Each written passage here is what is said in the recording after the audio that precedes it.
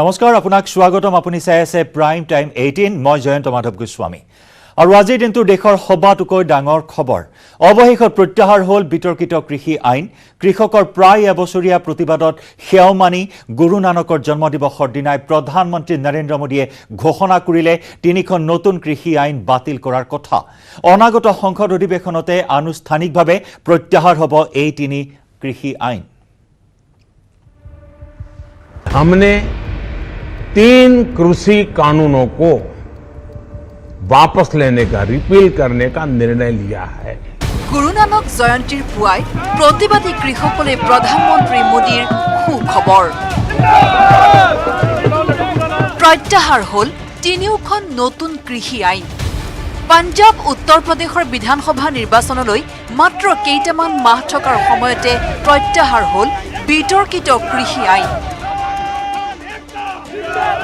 प्राय এবছৰ ধৰি কৃষি আইন প্ৰত্যাহাৰৰ দাবীৰে প্ৰতিবাদ সাব্যস্ত কৰি অহাৰ অন্তত কৃষকৰ দাবী মানি ললে কেন্দ্ৰীয় চৰকাৰে গুৰু নানক জয়ন্তীৰ পুৱাই দেশবাসীক সম্বোধন কৰি প্ৰধানমন্ত্ৰী নৰেন্দ্ৰ মোদীয়ে ঘোষণা কৰিলে নতুন কৃষি আইন প্ৰত্যাহাৰৰ কথা हमने 3 कृषि कानूनों को वापस लेने का रिपील करने का निर्णय लिया है।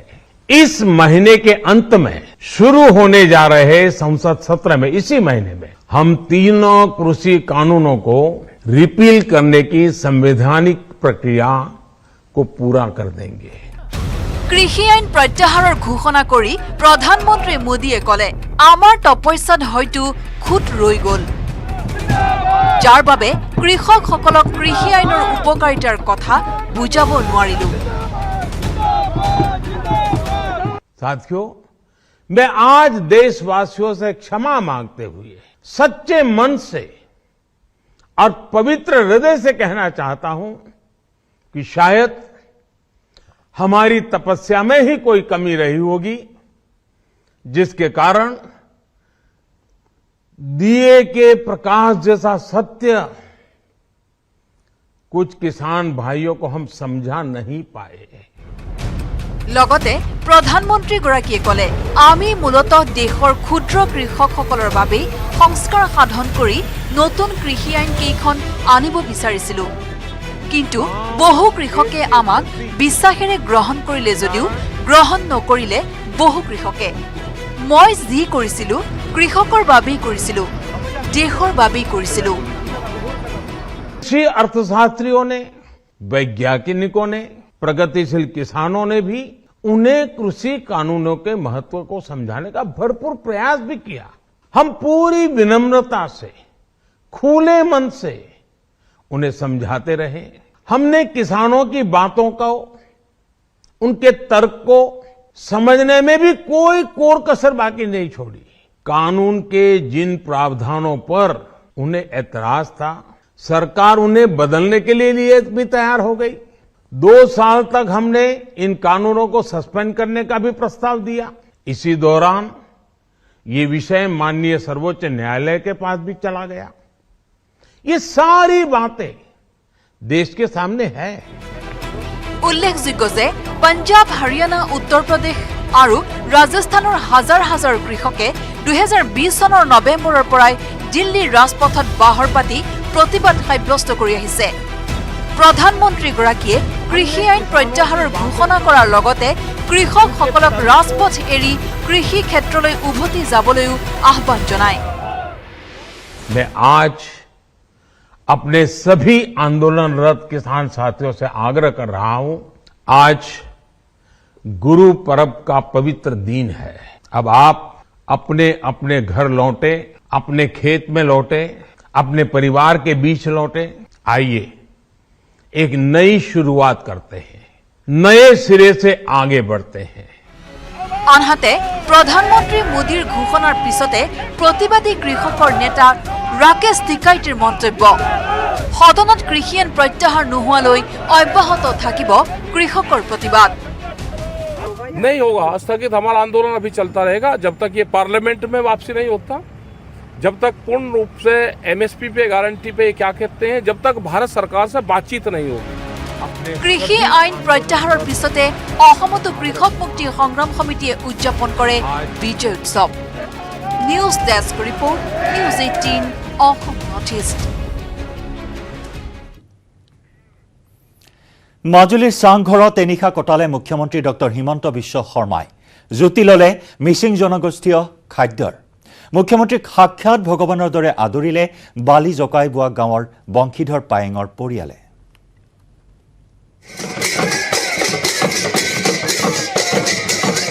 মিচিং চাংঘৰত নিশা কটালে মুখ্যমন্ত্ৰী ডক্টৰ হিমন্ত বিশ্ব শৰ্মাই।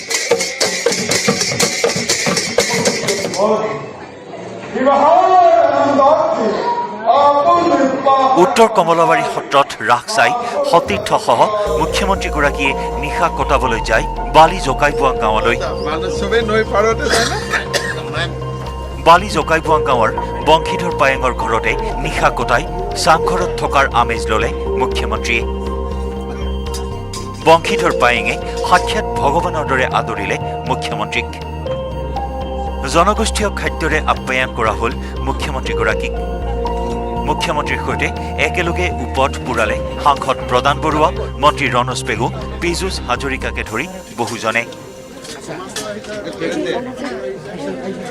মিচিং জনগোষ্ঠীয় খাদ্যৰ জুতি লৈ মুখ্যমন্ত্ৰীয়ে ক'লে, সকলোৰে জুতি ল'লে, কিন্তু যতনাই দিয়া খাদ্য খাই শেষ কৰিব নোৱাৰিলে।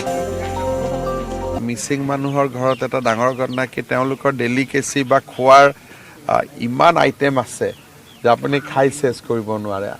আমাতকৈও কম্পেৰিজন মোৰ ঘৰত যি খোৱা বোৱা হয় তাৰ তুলনাত মিচিং সমাজৰ যি খোৱা বোৱা সেইটো বহুত বেছি আইটেম ৱাইজত যদি আপুনি গৈ থাকে। গতিকে কালি খাই শেষ কৰিব নোৱাৰিলোঁ আৰু যি দিছে সকলোতে অকণমান টাচ কৰিলোঁ।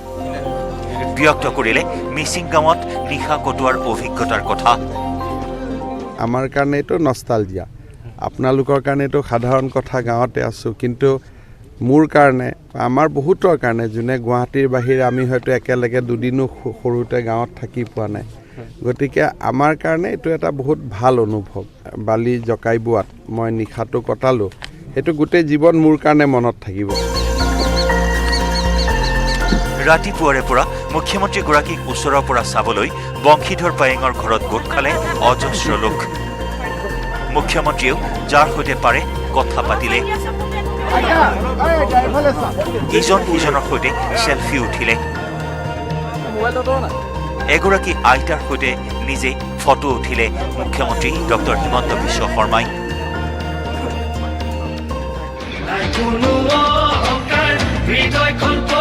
30 নৱেম্বৰতে যোৰহাট মাজুলী দলঙৰ কাম শুভাৰম্ভ কৰিবলৈ পুনৰ মাজুলীলৈ যোৱাৰ কথা ক'লে মুখ্যমন্ত্ৰীয়ে। মই 30 তাৰিখে মাজুলীলৈ আকৌ আহিম। আমাৰ যিখন দলঙৰ কাম মই নিমাতী দুৰ্ঘটনাৰ সময়ত ৰাইজক কৈছিলোঁ যে নৱেম্বৰ মাহত আৰম্ভ কৰিম।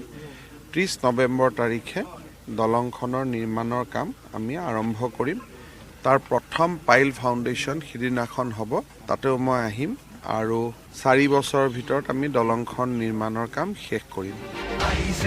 4 বছৰৰ ভিতৰতে দলং সম্পূৰ্ণ কৰাৰ প্ৰতিশ্ৰুতি দি হেলিকপ্টাৰেৰে মাজুলীৰ পৰা গুৱাহাটী অভিমুখে যাত্ৰা কৰিলে মুখ্যমন্ত্ৰীগৰাকীয়ে। মাজুলীৰ পৰা ভাস্কৰ কটকী আৰু কেমেৰা পাৰ্চন অঞ্জনৰ সহযোগত গৌতম বৰাৰ report, news 18 Assam north east. আমি পুনৰ আহিছোঁ কৃষি আইন বাতিল প্ৰসংগলৈ। প্ৰধানমন্ত্ৰীৰ কৃষি আইন বাতিলৰ ঘোষণাৰ পাছতে অসমতো আৰম্ভ হৈছে প্ৰতিক্ৰিয়াৰ। কৃষি আইন বাতিলৰ আঁৰত উত্তৰ প্ৰদেশ, পঞ্জাৱৰ নিৰ্বাচন বুলি মন্তব্য কৰিলে প্ৰদেশ কংগ্ৰেছৰ সভাপতি ভূপেন বৰাই। প্ৰতিক্ৰিয়া প্ৰকাশ কৰিছে বিধায়ক অখিল গগৈয়েও। প্ৰধানমন্ত্ৰী নৰেন্দ্ৰ মোদীয়ে কৃষকৰ আন্দোলনৰ প্ৰতি সন্মান জনাই শুকুৰবাৰে বাতিল কৰিলে প্ৰস্তাৱিত 3খন আইন। আইন 3খন বাতিলৰ পিছত প্ৰদেশ কংগ্ৰেছৰ সভাপতি ভূপেন বৰাৰ তাৎক্ষণিক প্ৰতিক্ৰিয়া। আইন বাতিল কৰিবলগীয়া পৰিস্থিতিয়ে অধপতন ঘটালে মোদীৰ অহংকাৰ। কৃষি আইন বাতিলৰ আঁৰত উত্তৰ প্ৰদেশ, পঞ্জাৱৰ নিৰ্বাচন। এয়া দেশৰ কৃষকৰ ঐতিহাসিক বিজয় বুলি অভিহিত কৰে ভূপেন বৰাই। আজি সমগ্ৰ ভাৰতবৰ্ষৰ কৃষক ৰাইজৰ জয় হৈছে। আজি যেতিয়া উত্তৰ প্ৰদেশ আৰু পঞ্জাৱত নিৰ্বাচনত যে বিজেপি ধাৰাসায়ী হ'ব, বিজেপিক যে তাৰ কৃষক ৰাইজে মিলি নিৰ্মূল কৰিব, সেই কথাটো তেওঁলোকে পূৰ্বানুমান কৰিব পাৰি এতিয়া ৰাইজৰ চৰণত ধৰি তেওঁলোকে ক্ষমা খুজিছে। আজি কৃষকৰ জয় হৈছে আৰু মোদী ডাঙৰীয়াৰ অহংকাৰৰ অধপতন হৈছে। নাগৰিকত্ব সংশোধনী আইন বিৰোধী আন্দোলন প্ৰসংগত প্ৰধানমন্ত্ৰী মোদীক সকিয়নি দি ভূপেন বৰাৰ প্ৰতিক্ৰিয়া। কাৰ আমি কেতিয়াও নেমানো, কাৰ আমি বিৰোধিতা কৰিছিলোঁ, কাৰ আমি বিৰোধিতা কৰি যাম আৰু এই চৰকাৰে যদি কাৰ বাতিল নকৰে ইয়াৰ পৰিণতি চৰকাৰে ভুগিব। যোৱা সময়ছোৱাত কাৰ আন্দোলন কৰা মানুহখিনিক ভাগ ভাগ কৰি কিছুমানক বিভিন্ন ধৰণে প্ৰলোভিত কৰি আৰু কোভিড পৰিস্থিতিৰ কাৰণে সেই আন্দোলনটো প্ৰশমিত হৈছিল। কিন্তু আজি অসমৰ ৰাইজে গম পাইছে যে এটা যুদ্ধংদেহীভাৱে ধাৰাবাহিকভাৱে যদি এখন যুদ্ধ চৰকাৰৰ বিৰুদ্ধে কৰা যায় অসমৰ ৰাইজৰ নিশ্চয় জয় হ'ব। নাগৰিকত্ব সংশোধনী আইন বিৰোধী আন্দোলনৰ বিফলতা সন্দৰ্ভত আন্দোলনকাৰী নেতাৰ আপোচহীন স্থিতি ক্ষুদ্ধাৰ সমালোচনাৰে বিধায়ক অখিল গগৈৰ মন্তব্য। নাগৰিকত্ব সংশোধনী আইন যে আমি বাতিল কৰিব নোৱাৰিলোঁ, তো এই ক্ষেত্ৰত যে আমি বিফল হ'লোঁ, আমাৰ আপোচ কৰা সংগ্ৰামী তাৰ কাৰণে জগৰীয়া নহয়নে বাৰু?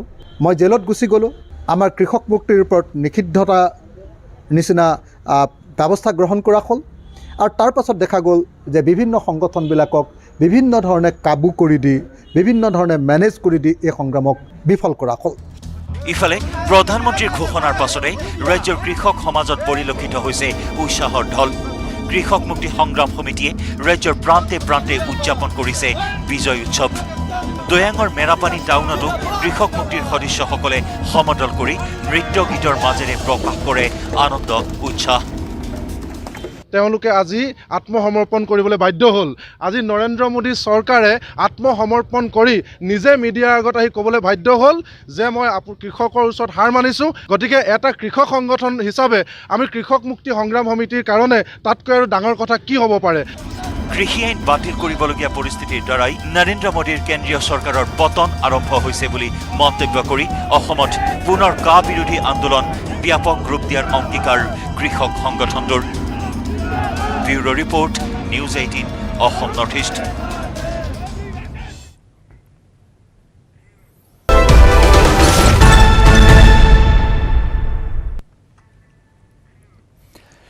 আজি চন্দ্ৰগ্ৰহণ। আজি আটাইতকৈ দীঘলীয়া চন্দ্ৰগ্ৰহণ।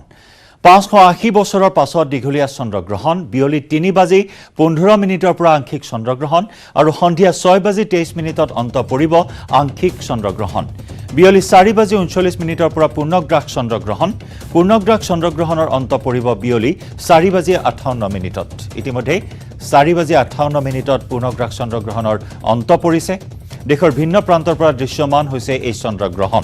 মুঠ 5 ঘণ্টা 2 মিনিট ধৰি চলিছে আজিৰ এই চন্দ্ৰগ্ৰহণ। 14 মিনিটৰ বাবে পূৰ্ণগ্ৰাস চন্দ্ৰগ্ৰহণ। আবেলি ভাগত চন্দ্ৰগ্ৰহণটো হৈছিলে আৰু দিনৰ 12:40 পৰা 4:17 সেই সময়ত মানে চন্দ্ৰ দিগন্ত ৰেখাৰ ওপৰলৈ নাহিছিলে। চন্দ্ৰ ৰাইজ কৰিব লাগিব, উদয় হ'ব লাগিব, যিহেতুকে আজি পূৰ্ণিমাৰ দিন। ইপিনে পশ্চিমত সূৰ্য অস্ত যাব আৰু পূবত পূৰ্ণিমা চন্দ্ৰটো ওলাই আহিব। হৰাইজনৰ তলতেই থাকি যোৱাত 4:17 আমাৰ চন্দ্ৰৰ উদয় নহয়, গতিকে আমি দেখিব সেইকাৰণে নাপালোঁ। ইপিনে পূবৰ অঞ্চলসমূহত কিছুমান এক্সট্ৰিম যিবিলাক উত্তৰ পূৰ্বাঞ্চলৰ অঞ্চল সেইবিলাকত পূব প্ৰান্তত ৰয়িং, শদিয়া এইবিলাকত দেখিবলৈ পোৱা গৈছে। ৰাজ্যত ৰাস উৎসৱৰ উৎসাহ। কৃষ্ণ বন্দনাৰে মুখৰিত হৈছে আকাশ বতাহ। দ্বিতীয় বৃন্দাবনলৈ পৰ্যবেক্ষিত হৈছে ৰাসথলীসমূহৰ পৰিৱেশ।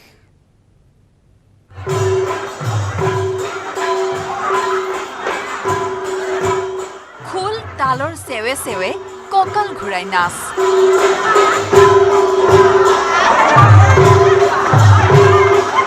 গোপীৰ সাজত যুৱকৰ পৰা আদহীয়াজনলৈকে 200 বছৰ গৰকা কুজিদাহ জুৰীয়া নামঘৰৰ 93 বছৰীয়া ঐতিহ্যমণ্ডিত ৰাস উৎসৱত বৃহস্পতিবাৰে দেখা গ'ল 60 বছৰীয়া লোকৰ পৰা শিশুলৈকে অংশগ্ৰহণ কৰাৰ এই দৃশ্য।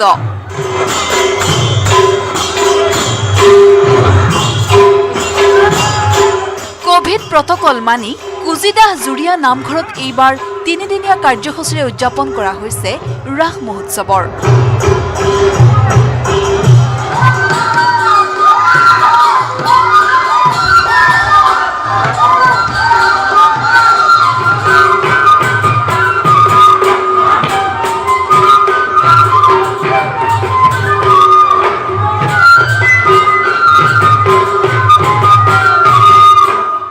আমাৰ কেলিগোপালৰ গুৰুজনাই এটা তাৰ চৰিত্ৰ পুৰুষক স্ত্ৰী চৰিত্ৰৰ দি এই ৰাস কেলিগোপালৰ আমাৰ প্ৰস্তুত কৰিছিলে। বিশ্বনাথৰ উত্তৰ চাৰিআলিৰ ৰাস মহোৎসৱে পূৰ্বৰে পৰা ঐতিহ্য বহন কৰি আহিছে। হিন্দু মুছলমানৰ সম্প্ৰীতিৰ নিদৰ্শন দাঙি ধৰিছে এই ৰাসখনে। ৰাসৰ গায়িকা হামিদা খাতুনে 20 বছৰ ধৰি গাই আহিছে ৰাসৰ গীত।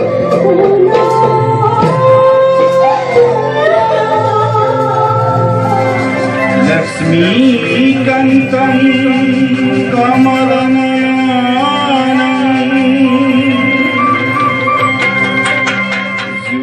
হিন্দু মুছলিম বুলি ভাৱ থাকিব নালাগে।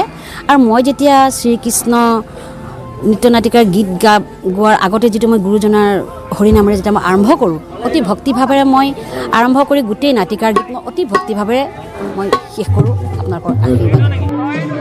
আমিৰ খান আৰু জোনমণি বেগম নামৰ এহাল স্বামী স্ত্ৰীয়ে নন্দ আৰু যশোদাৰ ভাৱত অভিনয় কৰিছে। এই ৰাসখনত অভিনয়েৰে দৰ্শকৰ মন মোহিলে বেহাৰবাৰী আউটপোষ্ট ধাৰাবাহিকৰ অভিনেতা কে অৰ্থাৎ সিদ্ধাৰ্থ শৰ্মাই।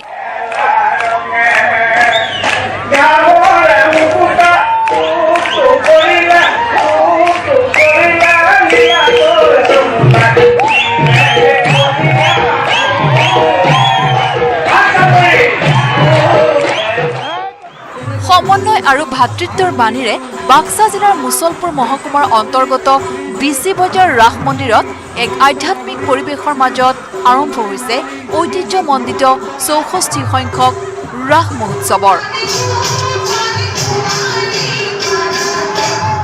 আনহাতে কৃষ্ণ বন্দনাত মুখৰিত হৈছে কামপুৰৰ ৰাস পথাৰ।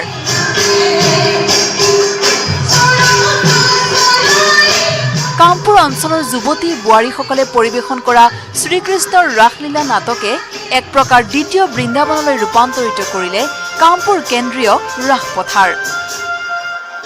বিভিন্ন প্ৰান্তৰ সহস্ৰাধিক লোকে উপভোগ কৰিলে কামপুৰ কেন্দ্ৰীয় ৰাস।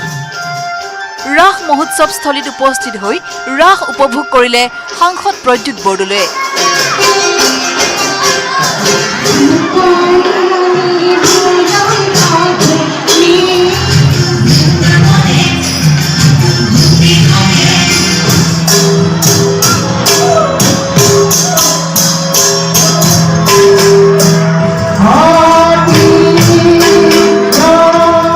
মহানগৰীৰ লখৰাতো তিনিদিনীয়াকৈ অনুষ্ঠিত হৈছে শ্ৰীকৃষ্ণৰ ৰাস মহোৎসৱ।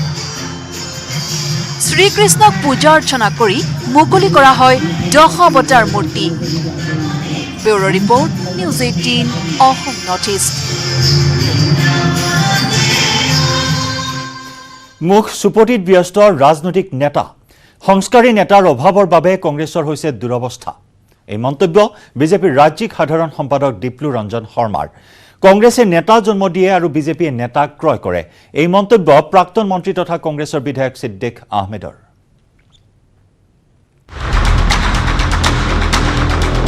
উপনিৰ্বাচন পাৰ হৈ গ'ল, অন্ত পৰা নাই ৰাজনৈতিক দলৰ আক্ৰমণ প্ৰত্যাক্ৰমণ।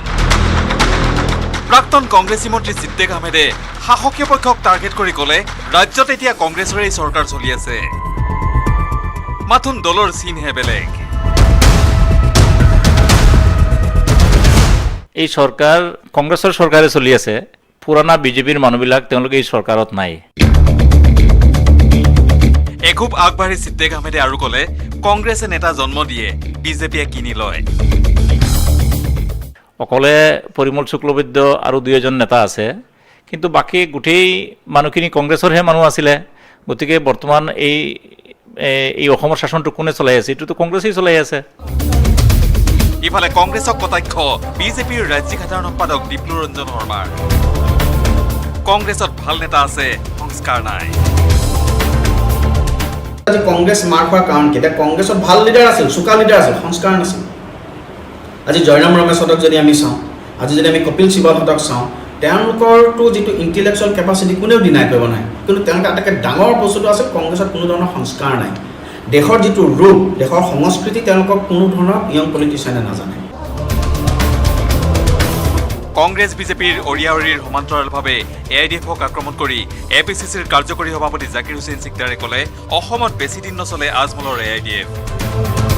অচিৰেই AIDF-ৰ সকলো নেতা সমৰ্থকে যোগ দিব কংগ্ৰেছ দলত। অসমত এটা কথাৰ ইংগিত দিছে যে আহি থকা দিনত বৰদদিন আজমল ডাঙৰীয়াৰ নেতৃত্বত AIDF দল বেছিদিন অসমত নাথাকে। ভাৰতীয় জাতীয় কংগ্ৰেছ দলৰ লগত AIDF-ৰ সকলো সমৰ্থকসকলে বা AIDF-ক ভাল পোৱাসকলে লাহে লাহে চামিল হ'ব। কেৱল জাকিৰ হুছেইন চিকদাৰেই নহয়, প্ৰাক্তন কংগ্ৰেছ মন্ত্ৰী সিদ্দিক আহমেদেও ক'লে আজমলৰ দল এক প্ৰকাৰৰ খতমেই।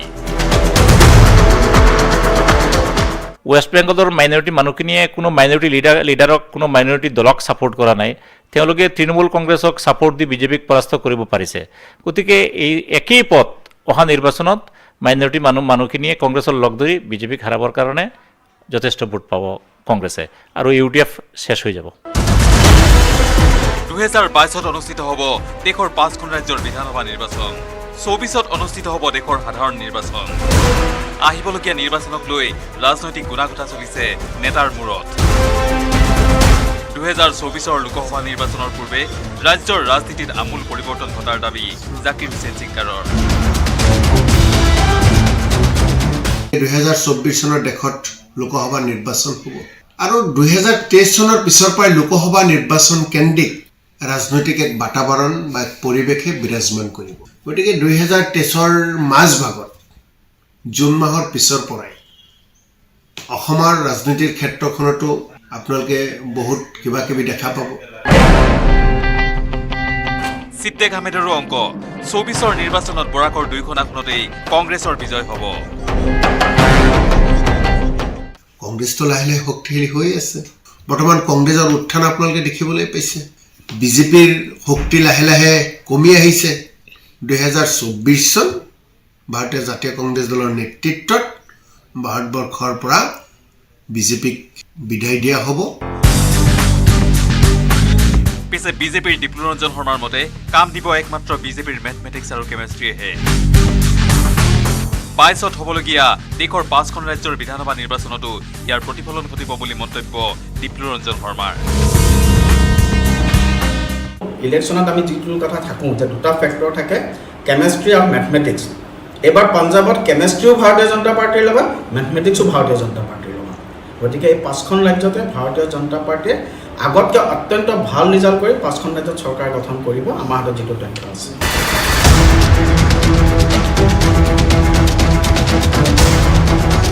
বিপুল বৰ্মন, ৰাজু বৰুৱা আৰু বিজু কুমাৰ ডেকাৰ report, news 18 Assam north east.